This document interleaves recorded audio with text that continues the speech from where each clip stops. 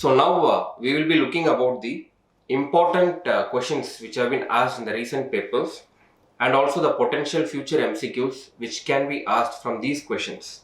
So I'll be covering the questions with some discussions and potential the important theory facts also. Okay. So the first and the important question is, what is the amplifier host of Japanese encephalitis?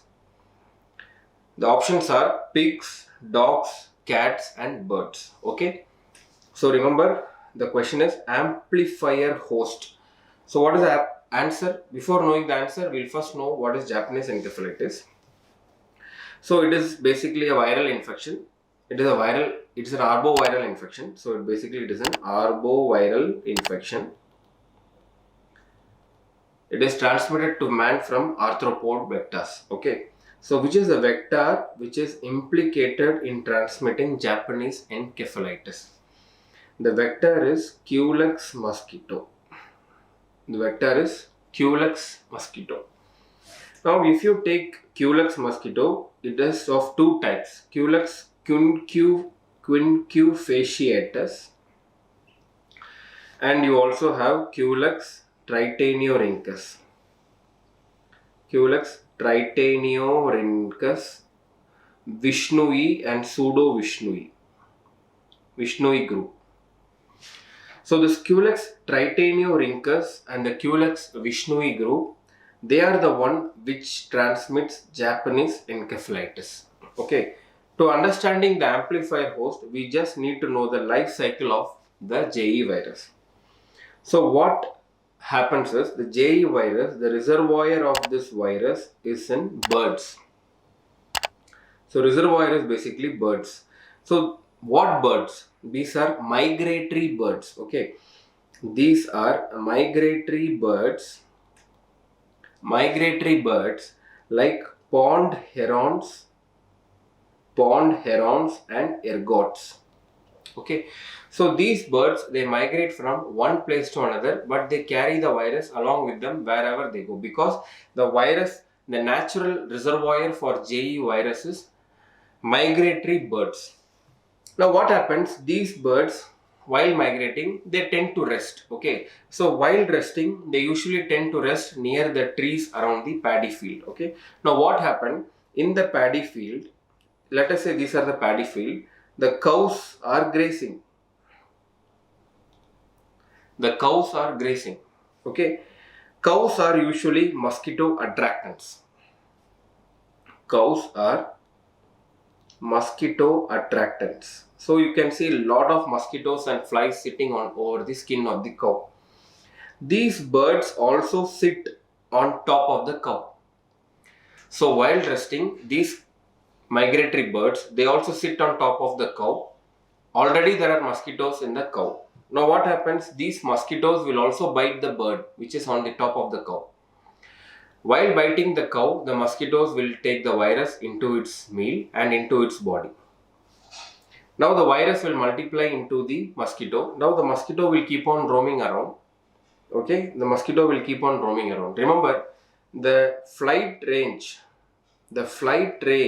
for Culex mosquito is 11 kilometers.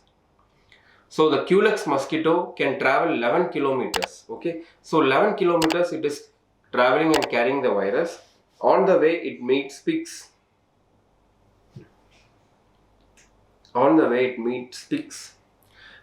So it will bite the pig and it will transmit the virus to the pig. Pigs are nothing but amplifier host. So pig, the natural reservoir is migratory bird, but the amplifier host is pig. So what happens? The virus just amplifies, it mutates like anything, it amplifies like anything inside the pig. And again, when a new mosquito bites it, it takes large amount of the virus and man is an accidental host. So that is how it spreads to man. Migratory birds to cows, mosquitoes bite the migratory birds, take the virus, spread it to the pig. Pigs are amplifier host, and that is how the man gets infected. He is an accidental host. Okay. Which is the only domestic animal which can show signs and symptoms of JE virus? That is horse. So horse is the only domestic animal which can show signs and symptoms of J virus. That can be a potential future MCQ. So answer here would be pig. So pigs are the amplifier host. The best index for measuring the health indicator in a society is infant mortality rate. The best indicator for measuring, the best index for measuring health indicator in a society is infant mortality rate. So infant mortality rate is equal to total number of infant death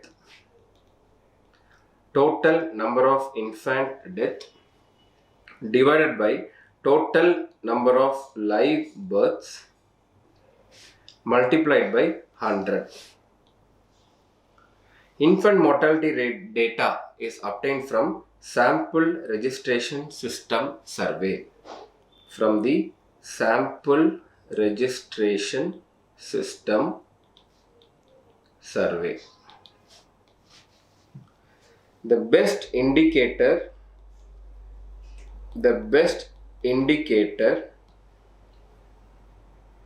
to measure the burden of disease. The best indicator to measure the burden of disease and effectiveness of intervention. The best indicator to measure the burden of disease and effectiveness of intervention is DALY. Very important point. DALY stands for Disability Adjusted Life Years. Disability Adjusted Life Years. So that is the best indicator to measure the burden of disease and effectiveness of intervention. Now coming to the next question. The marker of index which measures obesity is, there are 4 options. Pearl index, Quetelet index, Chandler's index, Sullivan's index. Among these 4 index, which is the marker of obesity? So the answer you all know, it is Quetelet index. Okay, what is Quetelet index? Body mass index, BMI, is also called as Quetelet index. Quetelet index. What is the formula for Quetelet index or BMI? Weight in kilogram divided by height in meter square. Weight in kilogram divided by height in meter square. Remember, what is the BMI cutoff for Indian population? The normal BMI, remember, the guidelines have changed for Indian population. Please don't bring in the global guidelines for the Indian population. For Indian population, we have separate guidelines. The normal BMI is 18.5 to 22.9. When will you call it as overweight? It is 23 to 24.9. More than 25 is obesity. More than 25 is obesity in Indian population.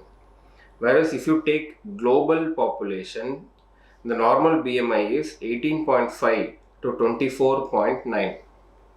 Overweight means 25 to 29.9. More than 30 was obesity for global population, but for Indian it is more than 25. What is Pearl index? Pearl index is an index to calculate contraceptive failure.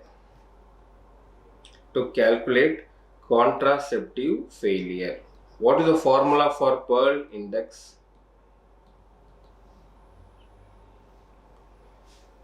Total number of accidental pregnancies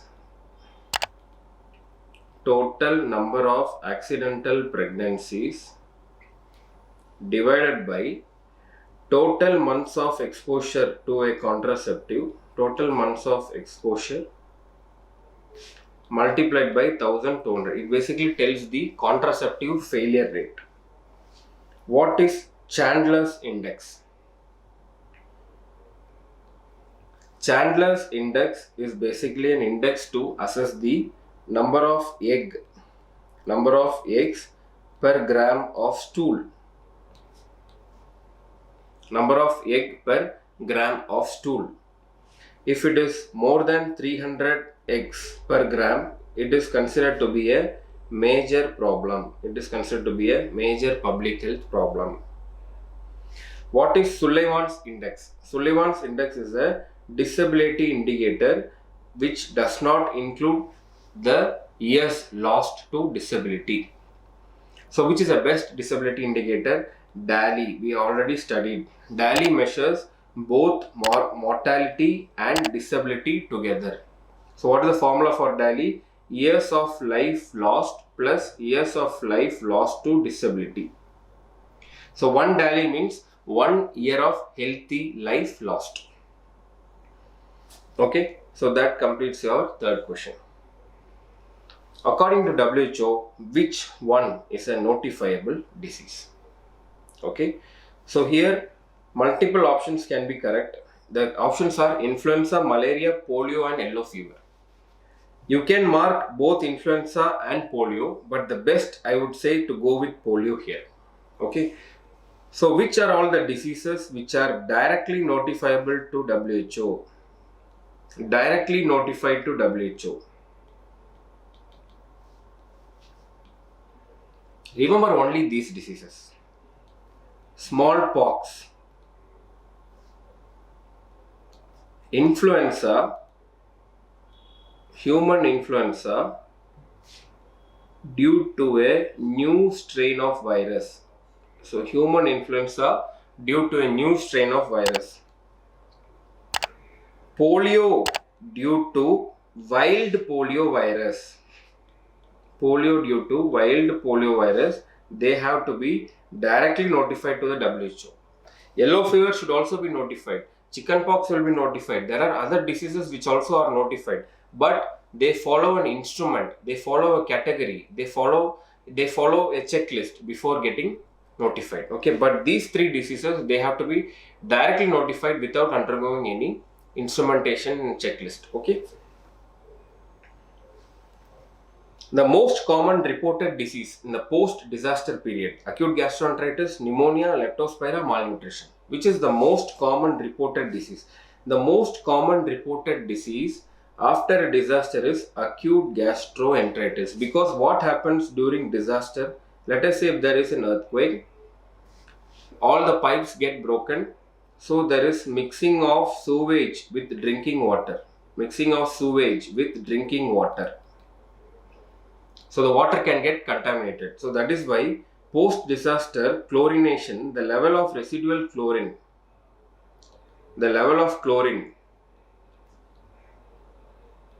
should be 0.7 ppm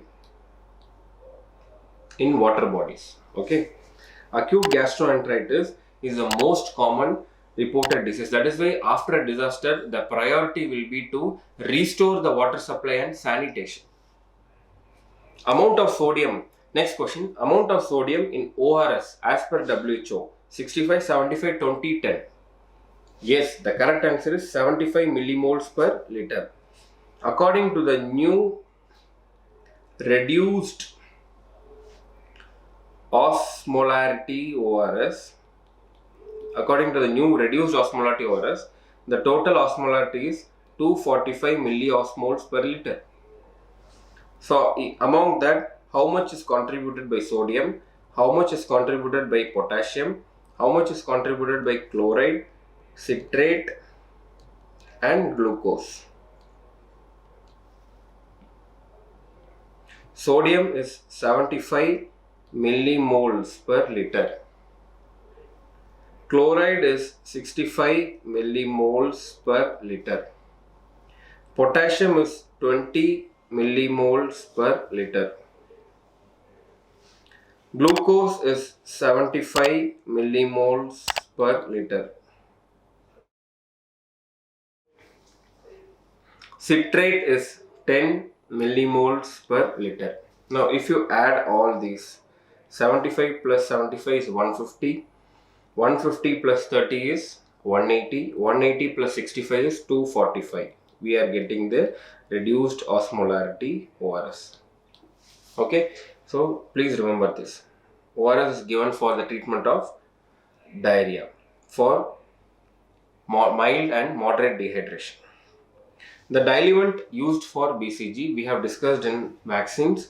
The diluent for BCG is normal saline.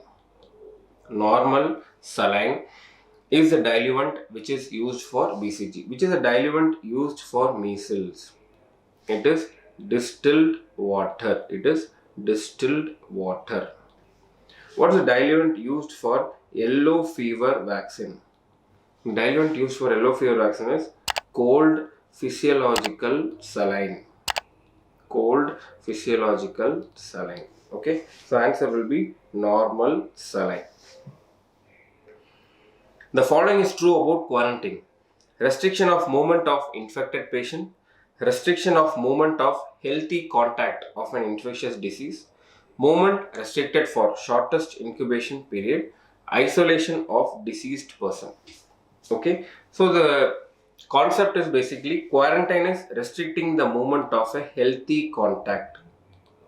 Restricting the movement of healthy persons. So remember like this. Restricting the movement of healthy persons is quarantine, whereas restricting the movement of infected persons that is called as isolation. So you have to be very careful in using the term. Isolation will refer to infected persons, whereas quarantine refers to healthy persons. Next question is, Framingham Heart Study is a type of prospective cohort, retrospective cohort, case cohort and nested case control study. What is the answer of? So Framingham Heart Study is a prospective cohort study. This study was done in 1948 in Massachusetts in USA. This was a study which told us that diabetes mellitus, increased weight, obesity, smoking were all the risk factors for coronary heart disease. So what they did in Framingham Heart Study, they recruited the participants. At the baseline, they measured their weight, height, blood glucose, lipid, everything. And those who had higher blood glucose, those who were higher blood lipid, those who were overweight, those who were smokers, they were all followed for a period of 25 to 30 years.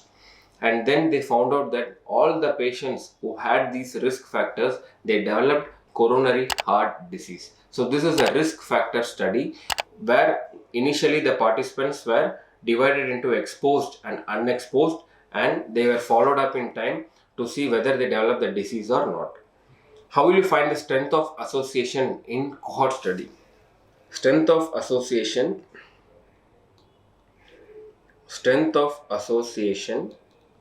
in a cohort study. So you have certain relative risk, attributable risk, population attributable risk. How will you find the strength of association in a case control study?